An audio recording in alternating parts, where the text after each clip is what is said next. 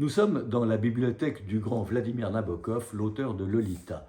Parmi ses œuvres, La vraie vie de Sebastian Knight, créature de fiction et romancier exactement comme Nabokov. Il a une bibliothèque évidemment, dans laquelle figurent les titres qu'il préfère, Ulysse de Joyce, Madame Bovary de Flaubert, Le Roi Lear de Shakespeare, et aussi qui a écrit Trixie d'un certain William Kane.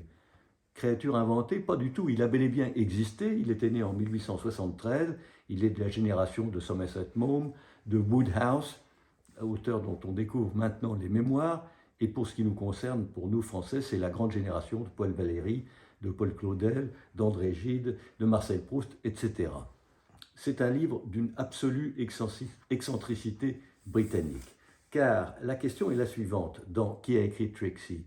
Effectivement, qui est l'auteur de ce roman qui connaît un énorme succès? Eh bien, et c'est un secret que je vous révèle, l'auteur est un prêtre de la religion anglicane, qui n'a pas le droit de signer ses tentatives littéraires lui-même.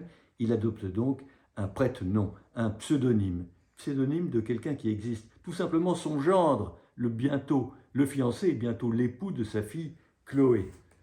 Le succès arrive, le prêtre évidemment n'en tire aucun avantage puisqu'il n'est pas signataire du contrat, c'est le gendre qui va tout récupérer. Et là, l'argent se mêle de cette fable, de cette sottise, cette histoire morale qui va se terminer bien, mais à travers des vicissitudes innombrables. La fantaisie de William Kane est irrésistible. On a affaire à un maître de l'humour à l'anglaise, cet humour anglais que nous prisons tellement. Exemple, il imagine par exemple une société d'auteurs qu'il intitule « Société des auteurs, des dramaturges, des compositeurs et des plagiaires ». On ne saurait mieux dire.